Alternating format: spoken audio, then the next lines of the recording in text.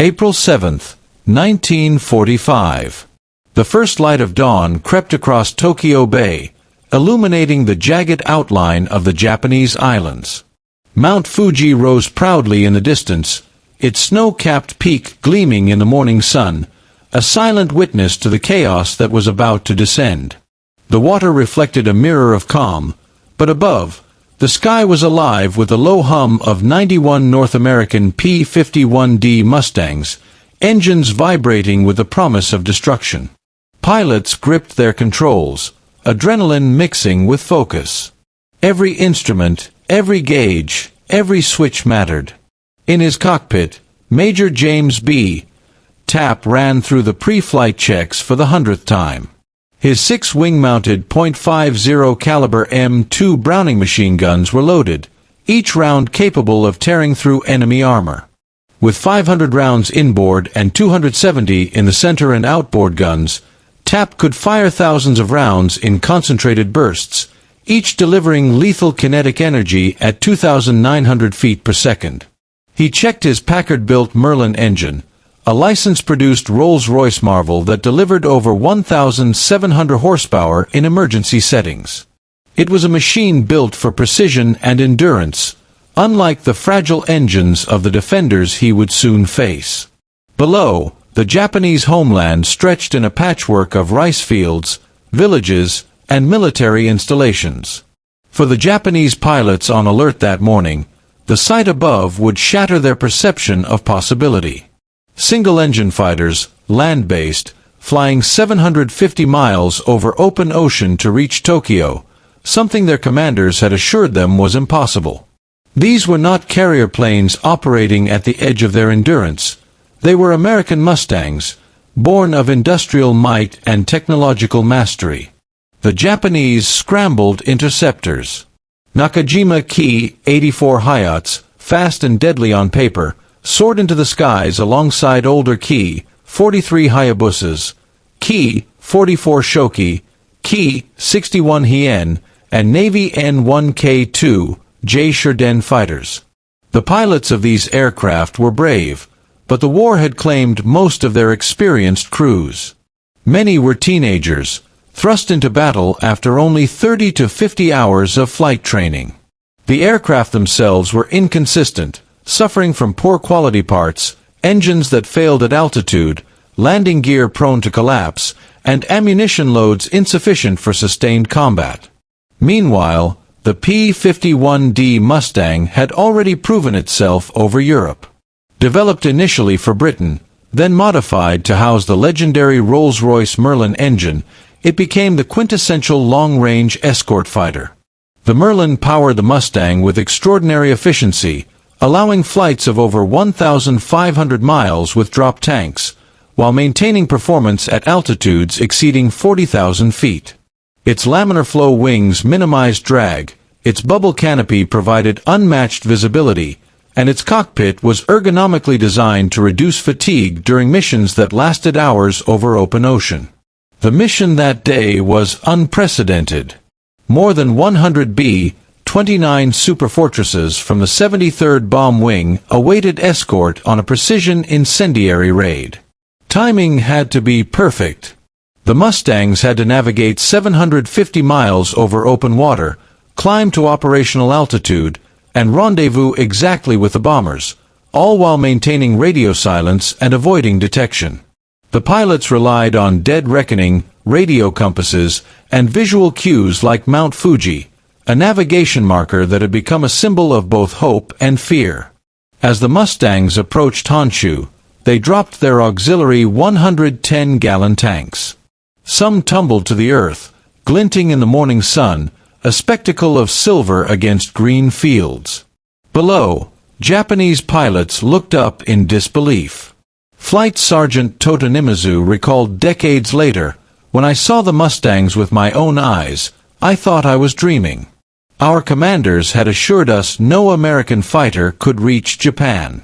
Yet there they were, dozens of them, flying as if they owned the sky." The engagement began with precision and discipline.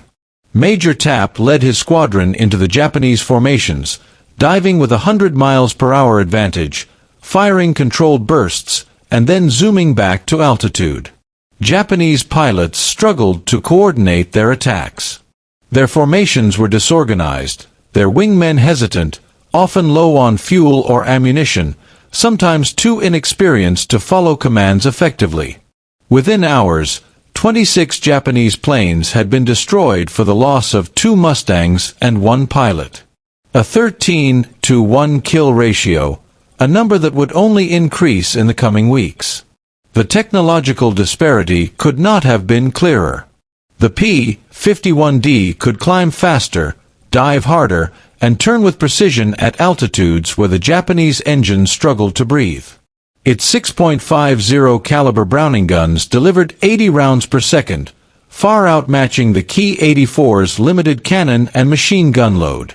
American pilots had trained for hundreds of hours, learning deflection shooting, formation tactics, instrument navigation, and survival at high altitudes. Japanese pilots, with minimal training and unreliable aircraft, faced almost certain death when intercepted. Every detail of the operation highlighted the strategic advantage of American production and logistics.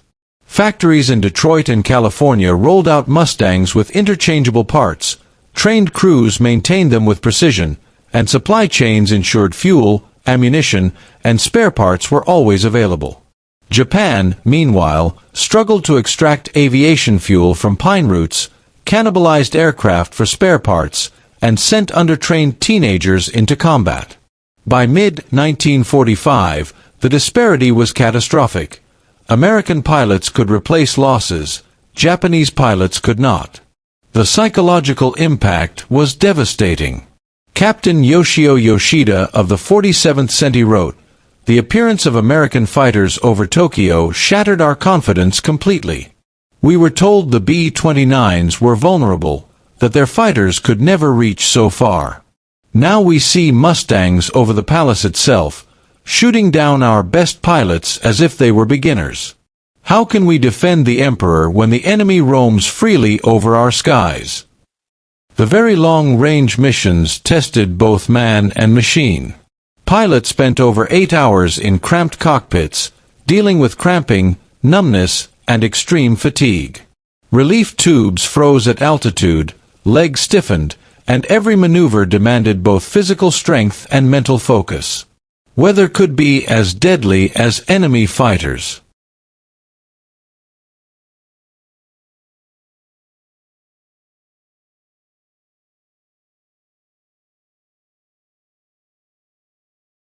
On June 1, 1945, a sudden frontal system over Osaka destroyed 27 Mustangs in minutes, illustrating the limits of even superior technology. Yet the American network of reconnaissance, weather reports, and rescue submarines minimized fatalities, while Japanese pilots flew blind into storm systems, compounding their already desperate situation. The industrial mathematics of war became undeniable. The United States produced over 15,500 P-51s, with more than 8,000 D models alone. Japan managed only around 3,500 Ki-84s in total, many of which never flew due to mechanical failure, lack of parts, or destroyed airfields. Every Mustang that rolled off the line was reliable, standardized, and ready for combat. Every Ki-84 faced uncertainty, inconsistency, and a lack of trained pilots. The numbers told the story of inevitable defeat long before the last dogfights over Japan. By August, Japanese air power had almost ceased to exist.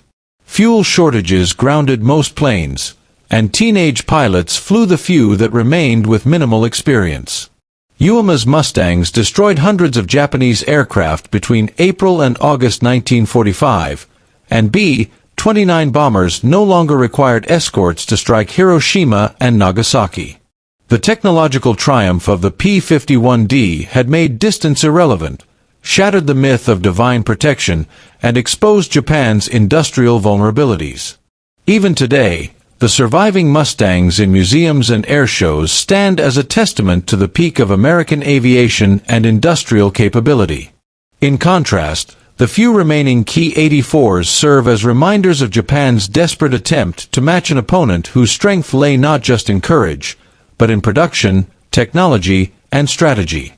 Over Mount Fuji and Tokyo Bay, the Mustang was more than a fighter. It was the embodiment of American industrial supremacy, the mathematics of war written in aluminum and steel, and a harbinger of modern aerial warfare. The lesson is clear. Courage alone cannot overcome technology, logistics, and industrial capacity. The P-51D Mustang over Tokyo proved that in modern war, victory favors those who combine skill, innovation, and relentless production. The divine wind had been conquered, the samurai spirit replaced by the supercharged engine and the production line. And in those early April skies, the future of aerial combat, and indeed, the war itself, had been decided.